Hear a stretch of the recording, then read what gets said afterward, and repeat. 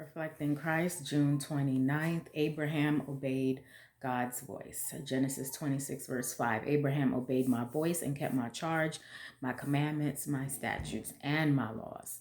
Abraham's own example, the silent influence of his daily life, was a constant lesson. The unswerving integrity, the benevolence, and unselfish courtesy, which had won the admiration of kings, were displayed in the home.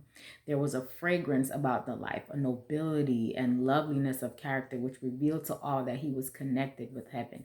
He did not neglect the soul of the humblest servant. In his household, there was not one law for the master and another for the servant, a royal way for the rich and another for the poor.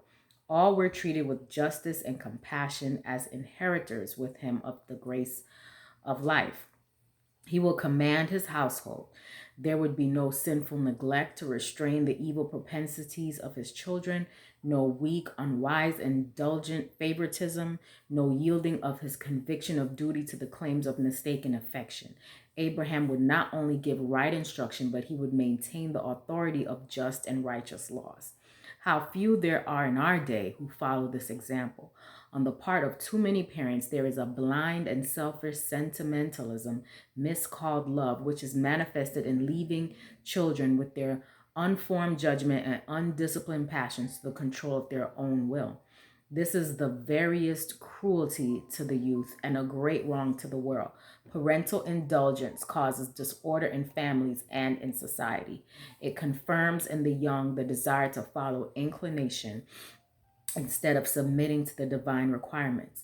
Thus, they grow up with a heart averse to doing God's will, and they transmit their irreligious, insubordinate spirit to their children and children's children. Like Abraham, parents should command their households after them. Let obedience to parental authority be taught and enforced as the first step in obedience to the authority. Those who seek to lessen the claims of God's holy law are striking directly at the foundation of the government of families and nations. Religious parents, failing to walk in his statutes, do not command their household to keep the way of the Lord. The law of God is not made the rule of life. The children, as they make homes of their own, feel under no obligation to teach their children what they themselves have never been taught. And this is why there are so many godless families. Not until parents themselves walk in the law of the Lord with perfect hearts will they be prepared to command their children after them. A reformation in this respect is needed, a reformation which shall be deep and broad. Hope you have a great day today. Reflect Christ.